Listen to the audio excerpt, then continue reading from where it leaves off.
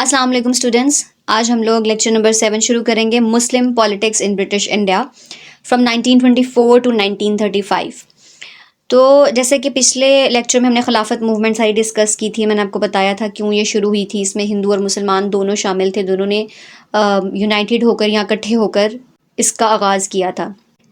लेकिन उसके बाद खिलाफत मूवमेंट का जब आखिर में कोई इतना ख़ास रिज़ल्ट नहीं निकला, तो उसके बाद बहुत सारे मुस्लिम लीडर्स जो हैं वो दिल्ली में इकट्ठे हुए और ये इनिशिएटिव कायद-ए-आज़म ने लिया था। दिल्ली में कायद-ए-आज़म ने लीड किया एक ग्रुप को, कह लें मुस्लिम लीडर्स काफ़ी बड़े-बड़े इकट्ठे होकर दिल्ली में इकट्ठे हुए। और वो इकट्ठे क्यों हुए थे, उनका मकसद था पॉलिटिक्स के ऊपर बात करना, पॉलिटिकल इश्यूज़ के ऊपर बात करना और कॉन्स्टिट्यूशन के ऊपर बात करना, जो आइन बनाया जा रहा है उसके ऊपर डिस्कशन करना कि किस तरीके से ऐसे आइन बनाया जाए जिसमें मुसलमानों को इक्वल राइट्स मिले। उनकी जो मेजर डिमांड्स थी इस दिल्ली मुस्लिम प्रपोज़ल में वो ये थी कि पहला तो पंजाब और बंगाल दोनों जो है ऐसे सूबे थे या ऐसी जगह थी, ऐसा एरिया था, ऐसी टेरिटरी थी जहाँ पर मुस्लिम मेजॉरिटी ज़्यादा थी। इसके अलावा जितने भी प्रोविंसेस थे, कोई भी प्रोविंस किसी दूसरे प्रोविंस के ऊपर ज़्यादा उसको इम्पोर्टेंस नहीं दी जाएगी।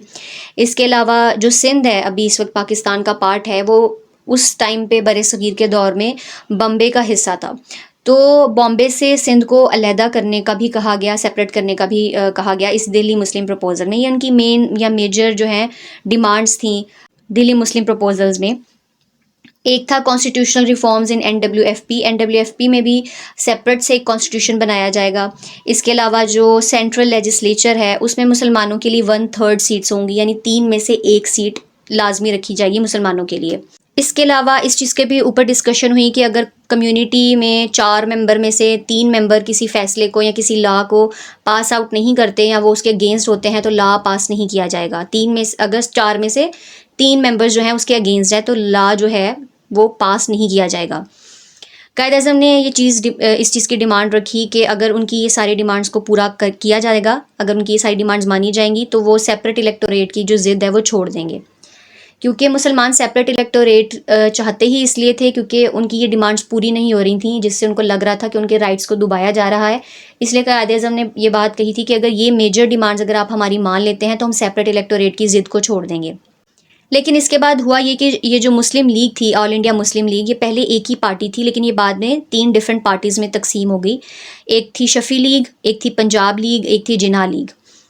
तो सर मोहम्मद शफ़ी जो थे, इनको एतराज़ात थे जिन्ना से, जिनमें सेपरेट इलेक्टोरेट वाली जो चीज़ है वो उसके अगेंस्ट थे।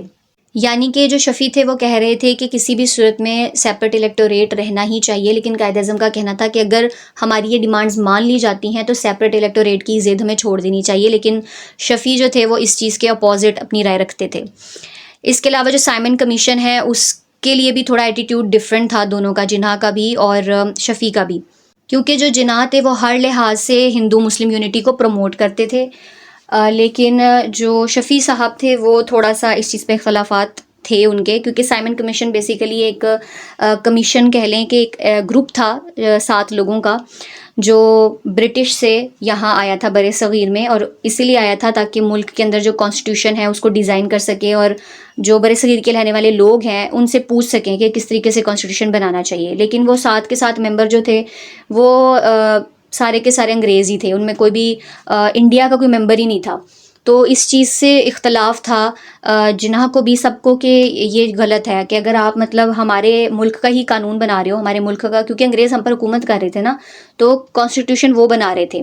तो इस चीज़ पर एतराज़ात उठ रहे थे कि जब हमारे ही मुल्क का कानून आप बना रहे हो, हमारे मुल्क का आप कॉन्स्टिट्यूशन बनाने जा रहे हो, तो हमारे ही मुल्क का कोई बंदा या कोई मेंबर आपकी मेंबर का पार्ट नहीं, आपकी इस कमीशन का पार्ट नहीं है, तो ये तो अनफेयर है।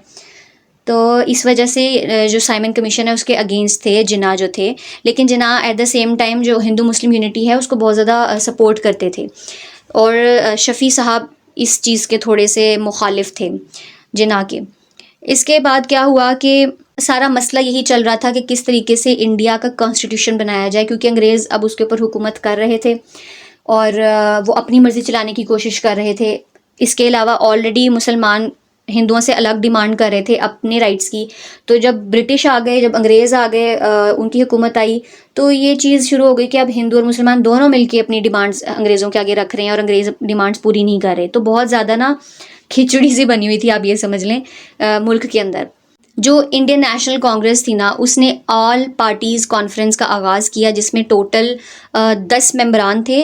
कमेटी के अंदर टोटल 10 मेंबर्स थे और इसका आगाज़ हुआ था मई 1928 को। इसकी जो चेयरमैनशिप थी वो मोतीलाल नेहरू ने की और उनके जो सेक्रेटरी थे वो जवाहरलाल नेहरू थे। जो मोतीलाल नेहरू हैं उनके बेटे थे जवाहरलाल नेहरू। जो नेहरू रिपोर्ट थी, इसमें मुस्लिम लीग के लीडर्स और जो इंडियन नेशनल कांग्रेस थी उसके लीडर्स भी इकट्ठे हुए थे। दोनों पार्टी के इम्पॉर्टेंट और मेन मेंबरान जो थे वो इसमें इन्होंने शिरकत की थी।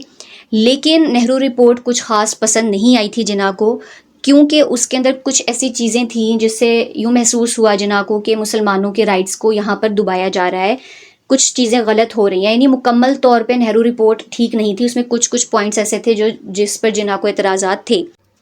जैसे कि नो सेपरेट इलेक्टोरेट, ये नेहरू रिपोर्ट के अंदर था कि मुसलमानों को सेपरेट इलेक्टोरेट नहीं दिया जाएगा। जो सबसे पहली मेन डिमांड थी मुसलमानों की, उसको ही उन्होंने रिजेक्ट कर दिया। इसके अलावा सेंट्रल असम्बली में भी मुसलमानों को 1/3 सीट्स नहीं दी गई, जो कि जिन्ना की डिमांड थी कि हमें सेंट्रल असम्बली हो गई या सेंट्रल लेजिस्लेचर हो गया, इसमें हम लोगों को 3 में से 1 सीट तो मिलनी ही चाहिए, और वो उन्हें नहीं दी गई थी। इसके अलावा मुसलमानों के लिए पंजाब और बंगाल में भी कोई सीट रिज़र्व नहीं करी गई थी, हालांकि पंजाब और बंगाल दोनों ही मुस्लिम मेजॉरिटी इलाके थे। इसके अलावा सिंध को प्रोविंस बनाने पर भी रजामंदी का इजहार किया गया था नेहरू रिपोर्ट के अंदर, लेकिन सिर्फ उस सूरत में अगर ये जो सिंध है वो अपने एक्सपेंसेस जो है वो बियर कर सकता है या बर्दाश्त कर सकता है, अपने खर्चे खुद उठा सकता है, तो फिर इस बात पर रजामंदी का इजहार किया गया था कि सिंध को जो है अलहदा प्रोविंस बना दिया जाएगा। इसके अलावा बलूचिस्तान और NWFP को जो है वो अलहदा से कॉन्स्टिट्यूशन देने का भी वादा किया गया। कायद-ए-आज़म ने बहुत कोशिश की कि इस रिपोर्ट में जो थोड़ी बहुत तब्दीलियाँ वो कर सकते हैं वो करें। इसके लिए उन्होंने कलकत्ता में एक ऑल पार्टी कॉन्फ्रेंस में शिरकत की थी और वहाँ पर उन्होंने इस चीज़ पे सवाल उठाया था कि यहाँ रिपोर्ट में गलतियाँ हैं या इस चीज़ को अगर आप चेंज कर दें, लेकिन उसमें कायद-ए-आज़म को कुछ ख़ास कामयाबी हासिल हुई नहीं, बहुत कोशिशों के बावजूद। तो वो एक मोमेंट था जिसके बाद जिन्ना ने फाइनल ये स्टेटमेंट दिया था, it is parting of the ways, कि अब यहाँ से हमारे रास्ते अलहदा होते हैं। तो ये एक बहुत बड़ा स्टेटमेंट था जिसके बाद जिन्ना का एक, जिसको कहते हैं ना, यू टर्न आया था, क्योंकि अब तक जिन्ना पूरी कोशिश कर रहे थे कि हिंदू और मुसलमान अलग हुए बगैर एक दूसरे के साथ कॉपरेट करें, क्योंकि वो किसी भी सूरत में जिन्ना नहीं चाहते थे। सबसे ज़्यादा जिन्ना ही इस चीज़ के कायल थे कि हिंदू और मुसलमानों के दरमियान यूनिटी रहनी चाहिए।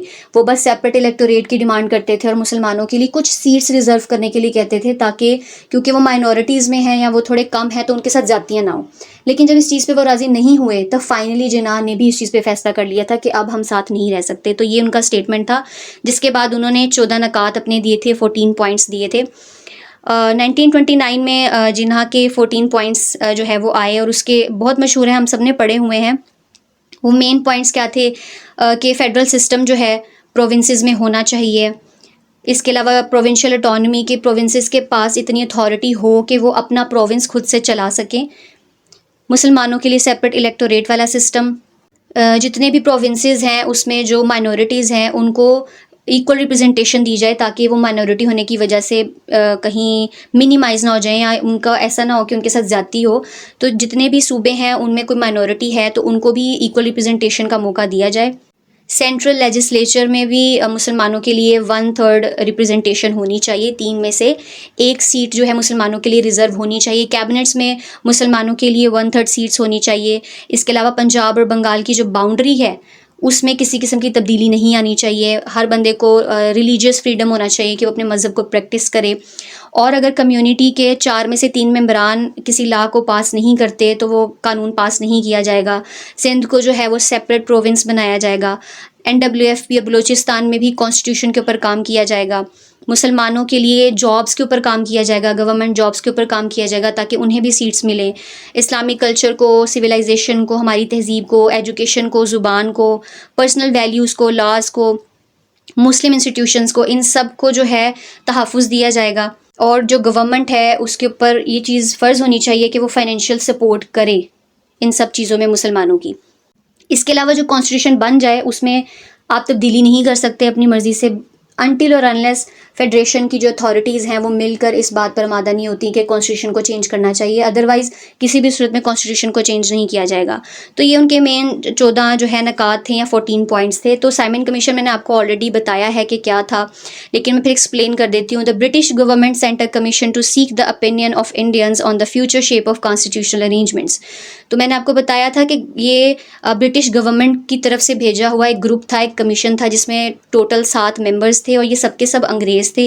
इनका मकसद ये था कि वो इंडिया के अंदर आकर जो इंडिया के रहने वाले लोग हैं, हिंदू और मुसलमान, उन सब से बातचीत करके उनकी राय पूछकर कॉन्स्टिट्यूशन को डिज़ाइन करें, कॉन्स्टिट्यूशन बनाए इंडिया का। लेकिन उसके ऊपर एतराज़ात इसीलिए उठ रहे थे क्योंकि वो 7 के 7 मेंबरान अंग्रेज़ ही थे, उसमें से एक भी मेंबर इंडिया का नहीं था, चाहे हिंदू हो चाहे मुसलमान हो, लेकिन इंडिया से कोई भी नहीं था। तो वो जिन्ना उसके अगेंस्ट थे और बहुत सारे और लोग भी इस चीज़ के अगेंस्ट थे कि जब हमारे ही मुल्क का आप कॉन्स्टिट्यूशन बना रहे हो और हमारे ही मुल्क का कोई बंदा उस कमीशन का पार्ट नहीं है तो फिर फ़ायदा नहीं है, क्योंकि ये अनफेयर है। तो ये जो कमीशन है ये इंडिया में 1927 को आया और इसने अपनी रिपोर्ट पब्लिश की थी 1930 में। ज़्यादातर जो पॉलिटिकल पार्टीज़ थी उन्होंने उस रिपोर्ट का बायकॉट कर दिया, लेकिन जब वो रिपोर्ट आई तो उसमें जो मेन चीज़ें लिखी हुई थी वो ये थी, जिसमें पहली चीज़ ये थी कि बहुत ज़्यादा स्ट्रॉन्ग फेडरल सिस्टम बनाया जाएगा, यानी ज़्यादा पावर जो थी वो फेडरल सिस्टम के पास ही थी, प्रोविंसेस के पास नहीं थी। इसके अलावा 2 हाउसेस बनाए गए थे। प्रोविंसेस में बहुत सारे सिस्टम गड़बड़ हुए थे, यानी प्रोविंसेस की ना पावर इतनी स्ट्रॉन्ग नहीं थी। इसके अलावा जो गवर्नर्स थे उनको इजाज़त नहीं थी इस चीज़ की कि वो रोज़मर्रा के जो भी मामलात हैं उसमें दखल दे सकें। इसके अलावा जो NWFP है वहाँ पर कॉन्स्टिट्यूशनल चेंजेस पे रजामंदी का इज़हार किया गया कि वहाँ पर कॉन्स्टिट्यूशनल कुछ चेंजेस लाई जाएंगी। तो इसके बाद क्या हुआ कि ना ये ऑलरेडी किसी को पसंद नहीं आया था, जैसे कि मैंने आपको बताया साइमन कमीशन के अगेंस्ट थी मेजॉरिटी ऑफ पार्टीज़।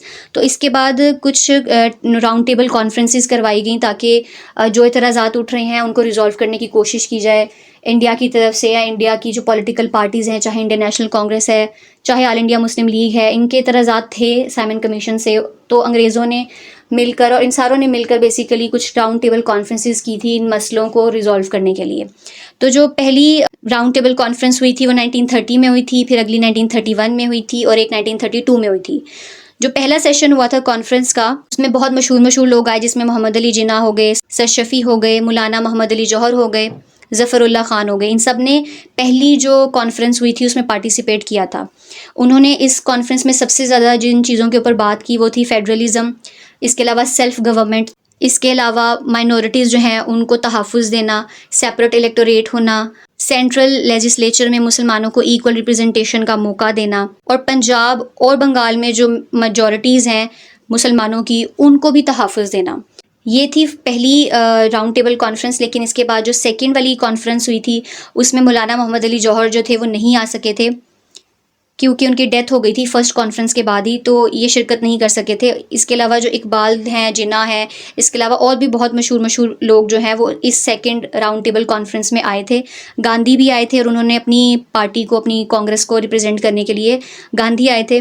और इस सेशन में भी जो मेन मुद्दे जिनके ऊपर बहस की गई वो था फेडरेशन और माइनॉरिटीज़, ये 2 मेन टॉपिक्स थे। उसके बाद कम्युनल अवार्ड क्या चीज़ है वो मैं आपको बताती हूँ। कम्युनल अवार्ड बेसिकली ब्रिटिश का एक प्राइम मिनिस्टर था जिसका नाम था रैमसे मैकडोनाल्ड, उसने अनाउंस किया था कम्युनल रिवार्ड अगस्त 1932 में। तो इसने कुछ चीज़ें जो हैं एक्सप्लेन करी जिसमें काफ़ी हद तक मसले रिजॉल्व होते हुए नज़र आ गए थे, क्योंकि इसने सबसे पहले तो सेपरेट इलेक्टोरेट का वादा किया कि इंडिया में रहने वाली जितनी भी माइनॉरिटीज़ हैं उनको सेपरेट इलेक्टोरेट दिया जाएगा। दूसरा, माइनॉरिटीज़ को वेटेज दिया गया, यानी माइनॉरिटीज़ को बहुत ज़्यादा अहमियत भी दी गई क्योंकि माइनॉरिटीज़ के जो हकूक़ हैं वो काफ़ी हद तक नलीफाई हो रहे थे या उनको निगलेक्ट किया जा रहा था फर्स्ट और सेकंड राउंड टेबल कॉन्फ्रेंस में। अब इससे मुसलमानों के काफ़ी इश्यूज़ तो रिजॉल्व हो रहे थे। अब कांग्रेस ने ना इसके ख़िलाफ़ काफ़ी शदीद रिएक्शन दिया था क्योंकि वो कहना चाह रहे थे कि सेपरेट इलेक्टोरेट सिर्फ मुसलमानों की माइनॉरिटीज़ को नहीं मिलना चाहिए, बल्कि हिंदू भी कुछ ऐसे हैं जो माइनॉरिटीज़ में, जैसे कि हरिजन, जिनको गांधी जो है सन्स ऑफ गॉड कहते हैं। अब मुझे नहीं पता ये हरिजन है या हरिजान है। अब उनको हक दिलाने के लिए गांधी जी जो हैं वो जिसको कहते हैं ना भूख हड़ताल, उन्होंने वो शुरू कर दी थी। और काफ़ी हद तक वो राज़ी हो गए थे गांधी की डिमांड्स मानने के लिए, क्योंकि गांधी जो है वो भूख हड़ताल पे चले गए थे, तो उनकी जान को ख़तरा था और उनकी कांग्रेस के मेंबर भी जो है वो उनकी हालत को देख के थोड़े परेशान हो गए थे। और आखिर में जो है सेपरेट इलेक्टोरेट वाली बात पे रजामंदी का इजहार किया गया, जिससे फाइनली गांधी की वो जान बचा सके, क्योंकि गांधी जो है बहुत सख्त भूख हड़ताल शुरू कर चुके हुए थे। इसके बाद थर्ड राउंड टेबल कॉन्फ्रेंस हुई नवंबर 17 से लेकर दिसंबर 24 1932 के दरमियान। जो मेजर इश्यूज थे वो पहली और दूसरी राउंड टेबल कॉन्फ्रेंस में डिस्कस हो चुके थे, और जो बाकी इश्यूज बच गए थे वो सारे इश्यूज अब इस राउंड टेबल कॉन्फ्रेंस में डिस्कस होने थे।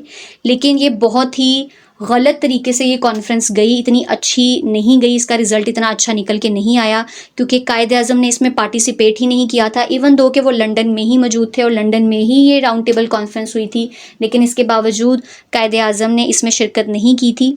गांधी जी को भी कुछ वक्त के लिए डिटेंशन में डाल दिया गया था, क्योंकि वो भूख हड़ताल कर रहे थे उसकी वजह से। तो इस कॉन्फ्रेंस का नतीजा कुछ खास निकल कर आया नहीं, और पार्टीज़ की किसी भी कंडीशन में कोई चेंज नहीं आया, जिसकी वजह से मज़ीद हिंदू और मुसलमानों के दरमियान जो गैप था वो बढ़ गया। अब इसके बाद क्या हुआ, जो ब्रिटिश गवर्नमेंट थी ना, उन्होंने एक डॉक्यूमेंट इशू करवाया जिसे वाइट पेपर कहा गया। इसमें डिटेल्स थी कुछ, जिसमें सारा कुछ लिखा हुआ था कि इंडिया का कॉन्स्टिट्यूशन कैसे काम करेगा, जिसमें मेन सेंट्रल गवर्नमेंट बनाई गई थी और फिर प्रोविंसेस के अंदर सेपरेट रिस्पॉन्सिबल गवर्नमेंट्स बनाई गई थी। अब ये जो कॉन्स्टिट्यूशन बनकर आया, इसको जो किंग था ना उस वक्त का, उसने अप्रूव कर दिया अगस्त 1935 में। लेकिन इतने सारी कॉन्फ्रेंसेस होने के बावजूद, इतने ज़्यादा मुलाकातें और इतना ज़्यादा मुज़ाकरात करने के बावजूद कुछ ख़ास रिज़ल्ट निकल के नहीं आ रहा था। ना इंडिया के लोग सेटिस्फाइड थे, और ख़ास तौर पे मुसलमान तो बिल्कुल भी सेटिस्फाइड नहीं थे। तो जो की इश्यूज़ थे, जो मेन इश्यूज़ थे, वो अभी भी वैसे के वैसे ही थे, जैसा कि हिंदू मुस्लिम रिलेशंस अभी भी कुछ ख़ास ठीक नहीं हुए थे, और कोई भी इशू ऐसा नहीं था जो किसी पॉइंट पर आकर प्रॉपर सेटल हो गया हो।